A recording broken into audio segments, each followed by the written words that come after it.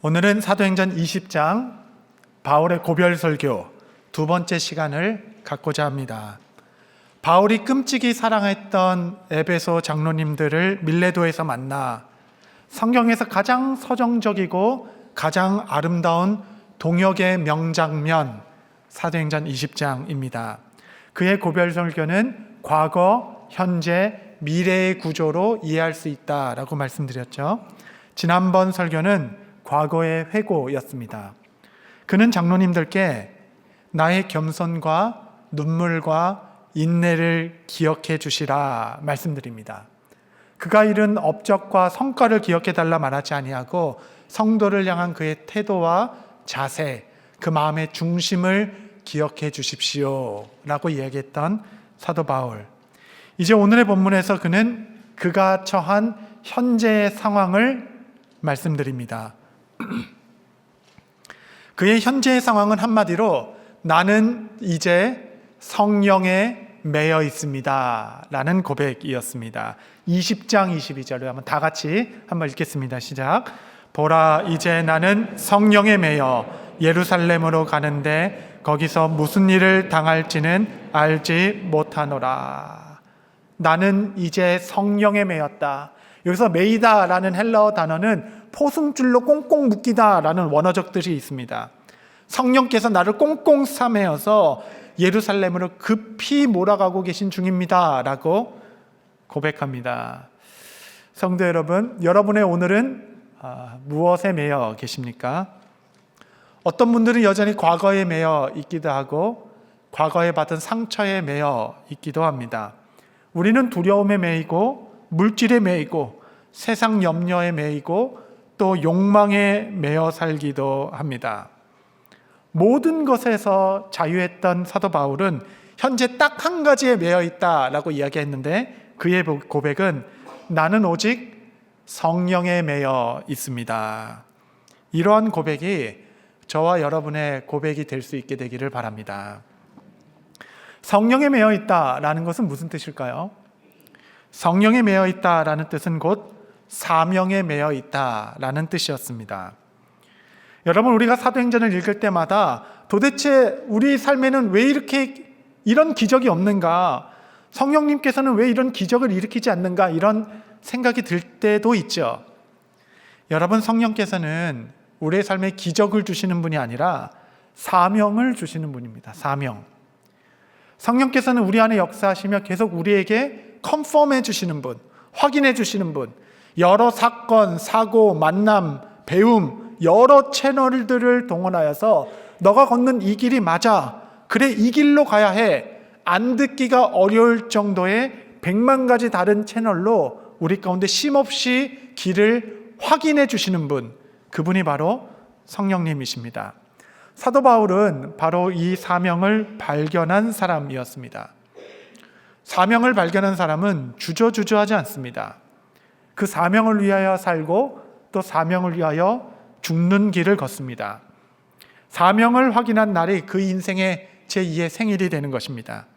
왜냐하면 그 사명으로 새롭게 태어난 날이 되기 때문에 그러합니다.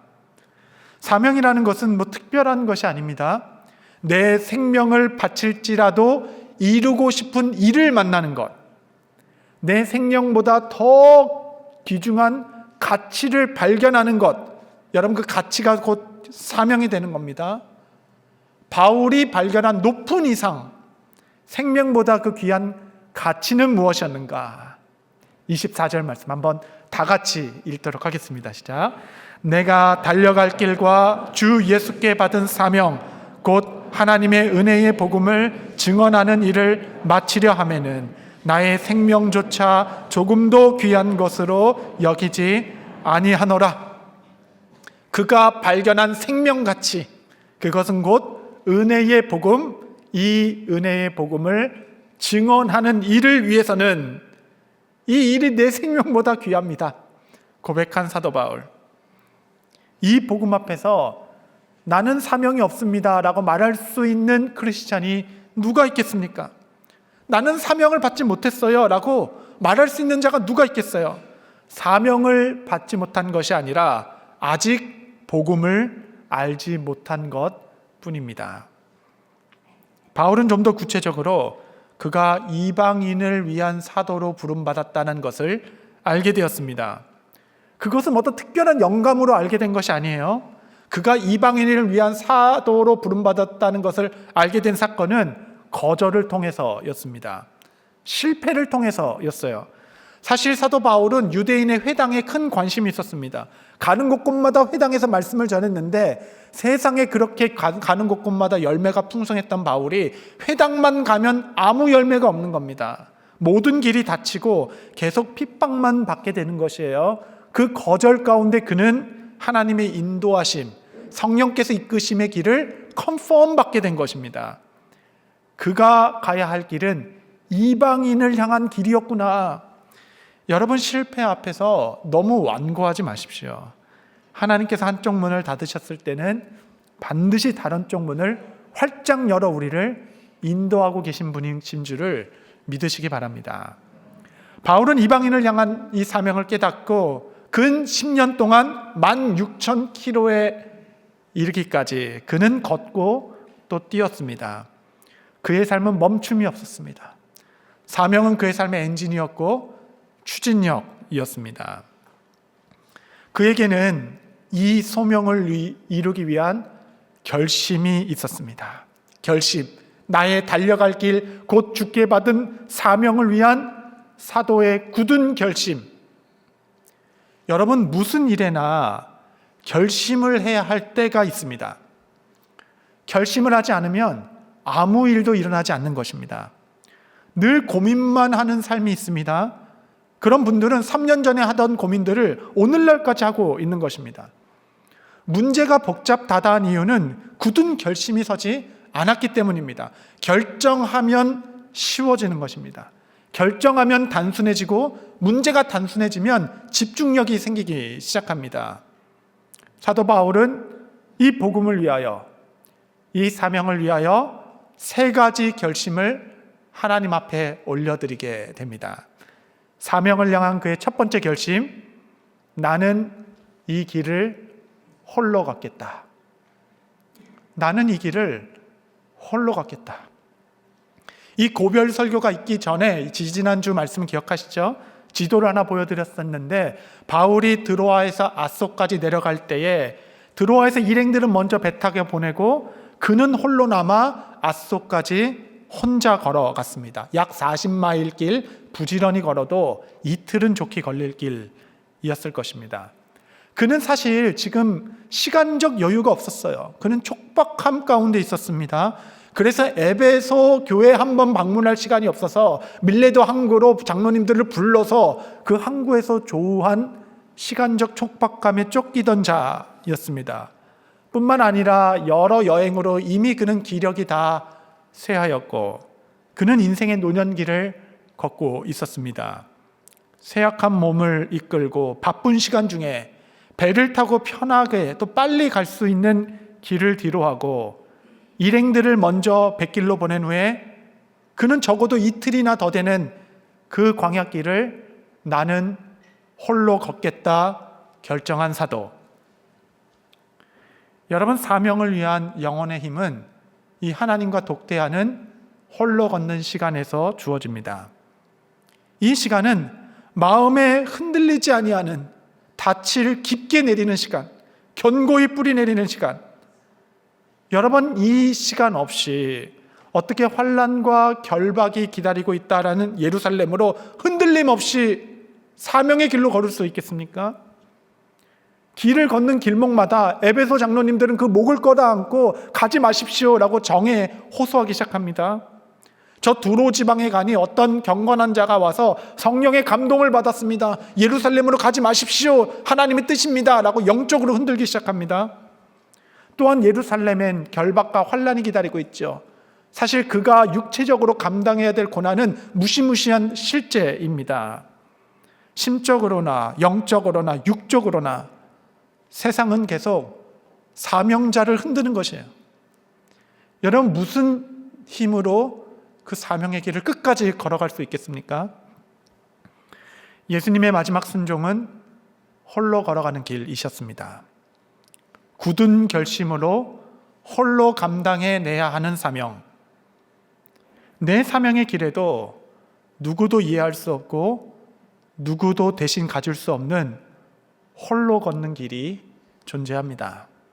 물론 내 주변에 가족도 있고 동역자들도 있지만 사실 그 누구도 나의 고뇌를 다 이해하지는 못합니다. 예수님께서 직면하신 12제자의 배신은 사실 우리 모두는 다 조금씩은 삶에서 경험하며 살아갑니다. 그러므로 성도님들, 사람에 너무 놀라지 마십시오. 사람의 배신에 너무 분해하지도 마시기 바랍니다. 때론 우리는 가슴이 시리도록 고독하기도 합니다. 여러분, 외로움은 생각보다 힘겨운 싸움입니다. 사명의 길에는 누구도 함께 해줄 수 없는 홀로 감당해야 할 나만의 십자가가 있습니다. 하나님 앞에서 주님과만 홀로 걷는 그 독대의 시간, 이 시간에는 사명을 이루기 위한 내면의 힘을 기르는 시간, 이 고독한 길을 먼저 걸어가신 예수님만 바라보며 그분만 의지하며 드로아에서 아소에 이르기까지 아무리 삶이 분주해도 아무리 삶이 고단하더라도 나는 이 길을 홀로 걷겠다 결정한 사도 바울의 굳은 결심이 여러분의 분주한 삶 가운데도 있게 되시기를 바랍니다. 두 번째 사도의 결심, 그는 나는 이 길을 달려가겠다. 나는 이 길을 달려가겠다. 바울은 이 사명의 길을 나의 달려갈 길이라고 정의하였습니다. 여러분, 아무나 달릴 수 있는 것이 아닙니다. 방향이 결정된 사람만 달려가는 것입니다. 달려가는 사람은 송곳과 같은 집중력을 보이기 시작합니다. 그 집약된 힘. 여러분, 빛은 분산되면 그냥 흩어져 버리지만 한 점으로 빛이 모이기 시작할 때 레이저가 되는 것이죠. 그 레이저는 세상 모든 장애, 세상 모든 물질들을 부수는 강력이 되는 것입니다. 인생이 부산하지 아니하고 한 점만 보고 다름질하는 인생. 여러분, 달려가는 인생은 우물쭈물하는 삶이 아닙니다. 우리 모두는 청지기로 부름받았죠. 여러분, 종과 청지기는 다릅니다. 종은 그냥 시키는 일만 하면 돼요. 청지기는 주인이 허락한 시간, 물질, 재정을 경영하는 자로 부름받은 자인 것입니다. 그래서 청지기는 반드시 인생의 마지막에 주인 앞에서 내게 주신 것들을 셈할 날이 있다라고 예수님께서 말씀해 주신 거죠. 우리가 인생의 경영을 마치고 주 앞에 섰을 때 주님께서 나의 인생의 한 부분을 말씀하시며 이때 너의 삶이 어떠했는가 라고 혹 물으신다면, 그때 우리는 그 시간을 돌아보며 주님, 그때는 정말 부득이한 일들이 많았습니다. 그때는 정말 상황이 너무 급박했습니다. 어쩔 수 없는 일들이 너무 많았던 결정이었습니다 라고 말할지 모르겠어요. 그러나 여러분, 이스라엘의 초대 왕 사울 왕이 하나님 앞에서 불순종할 때 그가 반복하여 하나님 앞에 외친 말이 있었는데 그것이 부득이하여 라는 단어입니다. 이 단어가 사울의 삶에 3번 나와요. 제가 부득이하여 번제를 올렸나이다.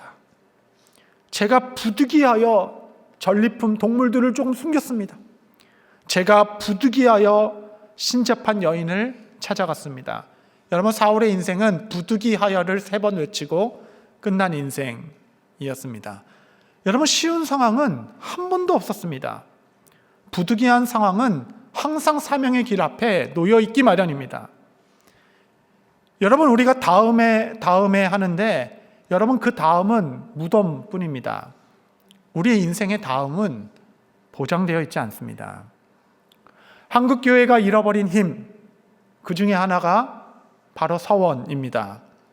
예정에 우리의 선진들은, 우리의 선배 어른들께서는 너무 교회를 향한, 하나님 나라를 향한 서원이 많아서 오히려 영적으로 좀 흐려지는 결과도 있었죠. 하도 서원을 많이 하다 보니까 아직 태어나지도 않은 인생을, 그 자녀들을 그냥 송두리째 하나님께 서원하여 바치고 이런 일들도 있지 않았습니까? 서원이 많다 보니 일종의 지키지 못한 약속들도 많아지고 이 일의 반성과 반작용으로 최소한으로만 약속하고 적어도 그 약속만큼은 꼭 지키자라는 일종의 미니멀리즘 크리스찬들이 생겨나기 시작했습니다. 이분들을 향하여 어떤 목사님은 이렇게 묘사하였습니다. 마치 이들은 한 번도 부정은 저지르지 않았지만 그렇다고 한 번도 뜨겁게 아내를 사랑해 본 적도 없는 어정쩡한 남편, 어정쩡한 그리스도인.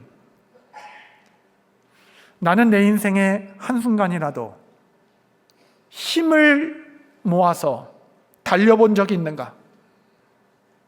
나는 할아버지가 되어도 손주들을 앉혀놓고 그들에게 전할 만한 나의 인생의 서원은 있었는가? 다름질하는 삶, 힘을 집약하여서 끝까지 달려가는 삶. 다름질의 목적은 여러분 경주가 아닙니다. 그것은 완주입니다. 완주. 우리의 레이스는 1등을 목표로 누구보다 빨리 달려가고자 하는 경쟁이 아니라 내게 주신 길을 끝까지 가겠다라는 완주를 목표로 달리고 있는 것입니다.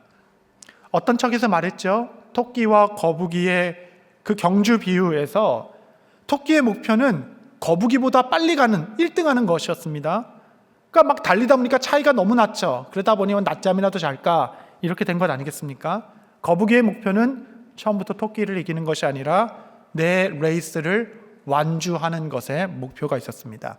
여러분, 이 이솝우화는 거대한 두 세계관의 경주였습니다. 남들보다 빨리 가고자 하는 것인가? 나의 길을 묵묵히 완주하고자 하는가? 이 두 세계관의 경주.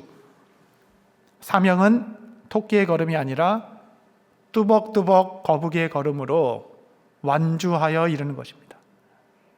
사명의 길에서 옆에 토끼 보면 여러분 완주 못합니다. 그들은 원래 그냥 빨라요. 여러분, 거북이는 오래 살잖아요. 여러분, 다 다른 것입니다.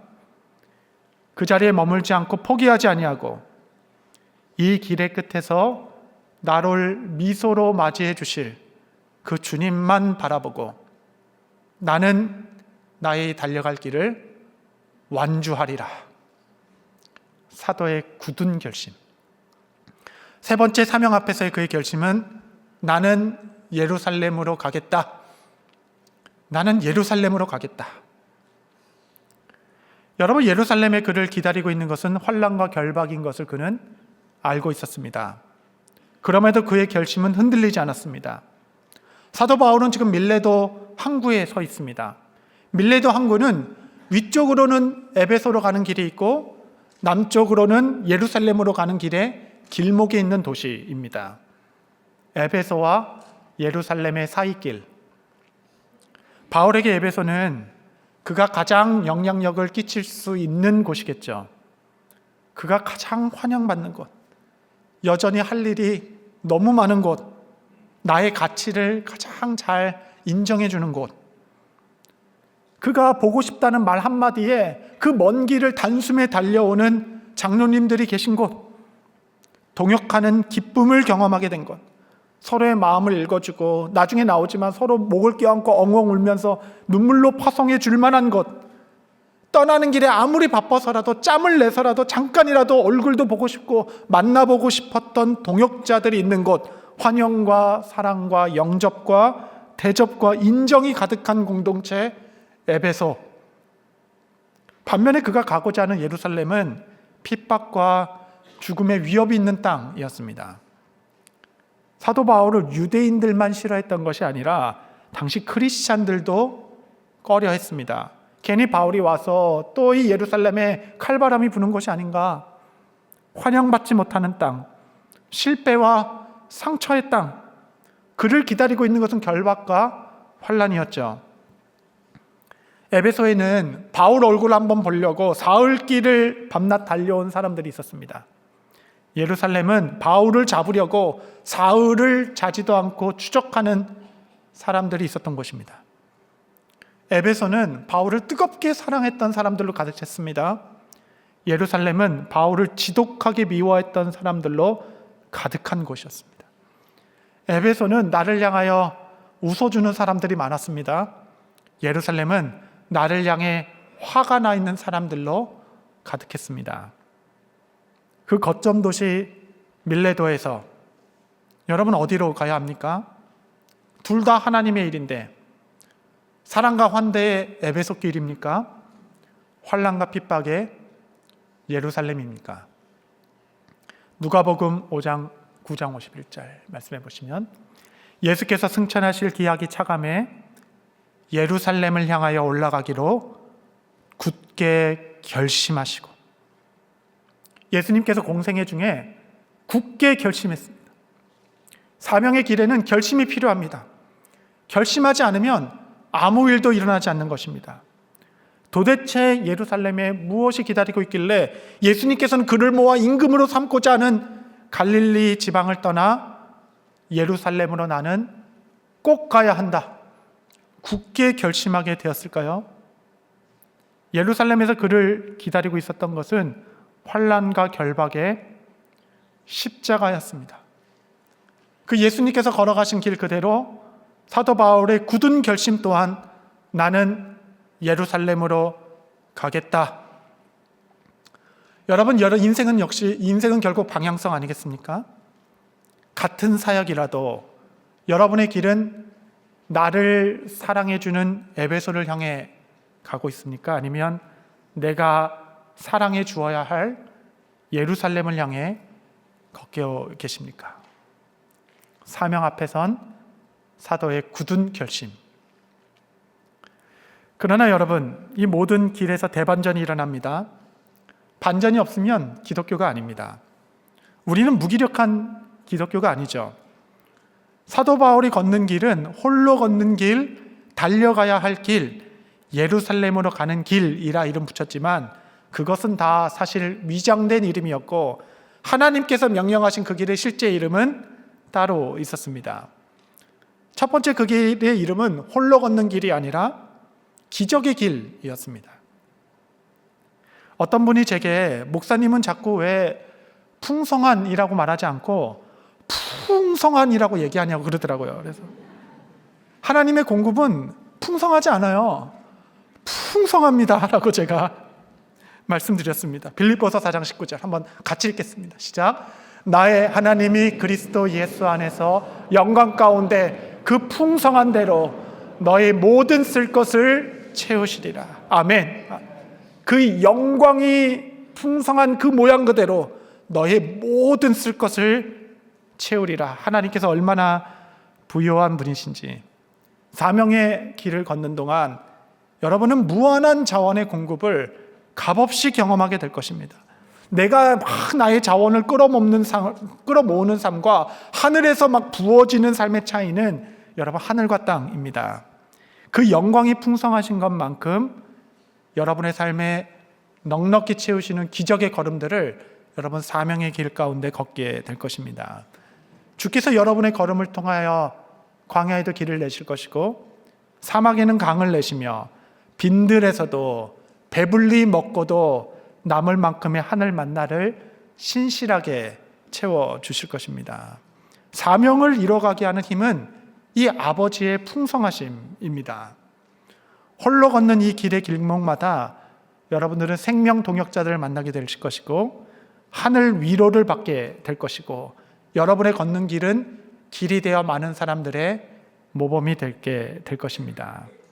이 길의 실제 이름은 아버지의 풍성함을 경험하는 길. 두 번째 이 길의 실제 이름은 예루살렘으로 가는 길이 아니라 로마로 가는 길이었습니다. 나는 예루살렘으로 가겠다 하였으나 그 길의 실상은 로마로 가는 길. 대반전이 일어났죠. 그 길은 성취의 길이었습니다. 바울에게는 진짜 간절한 소망이 있었어요. 그래서 나는 로마로 가리라. 누가 알았겠습니까? 예루살렘으로 가는 길이 곧 로마로 가는 길은 지름길이 될 줄은. 바울의 예언대로 그는 예루살렘에서 모함을 받아 감옥에 갇히게 되었고 재판을 받을 때 그는 나는 시민권자라 황제에게 상소하노라 라고 얘기하죠. 그래서 그는 상소로 말미암아 로마로 압송받게 됩니다. 비록 죄수의 신분이었지만 아무 상관없습니다. 왜냐하면 그가 황제 앞에 서기에 안전하게 서야 되기 때문에 온 군대가 그를 호위하기 시작했고 나라가 배편을 마련해 주었으며 모든 경비까지도 국세로 그렇게 만나고 싶었던 로마 황제 앞에 에스코트를 받게 하셨습니다. 지금 밖에는 호시탐탐 40인의 혈맹 비밀 결사대가 조직되어 바울을 죽이기 전까지는 내가 먹지도 자지도 않겠습니다 라고 이야기한 자들이 호시탐탐 그의 생명을 노리고 있는 그때에 지금 바울은 로마의 군대가 그를 지키고 있으니 안전하고 호기롭게 로마 앞에 서게 되는 신비. 여러분, 이 길의 신비를 누가 다 헤아릴 수 있겠습니까? 하나님께서 잠시 우리로 고난과 어려움 길을 걷도록 하실 수 있지만 이 모든 길은 위장된 축복이요 비전을 이루는 성취의 길이 됩니다. 십자가 뒤에 그 영광을 바라보고 비록 결박과 환난이 있으나 나는 예루살렘으로 가겠다 굳게 결정하신 예수님의 그 모범에 따라 거침없이 예루살렘으로 올라가는 성도. 그래서 이 사명의 길은 마지막 실제 이름은 복음의 길이 됩니다. 아무리 힘겨워도 또 우리가 다름질하고 또 나아가는 이유는 사도 바울의 발걸음이 닿는 곳곳마다 교회가 일어났고 그를 만나는 자들마다 그리스도를 믿고 구원받는 일들이 일어났으니 생명샘이 곳곳마다 터져나와 그는 한 곳에 머물러 있을 수가 없었습니다. 황제는 바울을 향하여 저는 전염병과 같은 자라 저를 만나는 모든 자가 그를 만나는 모든 자가 그리스도로 전염되어 생명의 구원의 역사가 이룬다 하오니 나는 이 길을 멈출 수 없습니다. 나의 사명을 완주하기까지 달려가고 또 달려가노라. 이 복음의 길, 복음의 가장 귀한 가치를 알았기에 주님 나의 걸음걸음을 축복하시오. 주님 부르시는 날까지 다름질하는 인생 되어 우리의 걸음걸음마다 예수 그리스도의 복음이 찬란하게 열매 맺게 하옵소서. 기도하시며 사명의 길을 걷는 여러분 모두 되시기를 바랍니다.